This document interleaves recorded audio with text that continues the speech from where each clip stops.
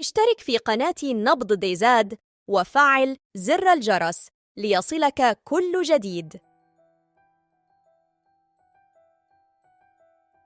السلام عليكم وأسعد الله مساءكم. عاش العديد من الركاب الجزائريين اليوم حالة هلع ورعب كبيرين بعد تحطم جزء من طائرة كانوا على متنها. وقالت مصادر مطلعة أن إحدى الطائرات الجزائرية كان على متنها العديد من العمال، اضطرت للهبوط اضطراريا بمطار إليزي بعد خلل تقني طرأ عليها عقب الإقلاع. وحسب ذات المصادر فإن الطائرة كانت متجهة نحو وهران، ولكن الهبوط الاضطراري أدى إلى فقدان الطائرة لتوازنها وتحطم جزء من جناحها. ولحسن الحظ لم يتم تسجيل أي خسائر بشرية بين الركاب، وقد جرت عملية الإخلاء بسلام.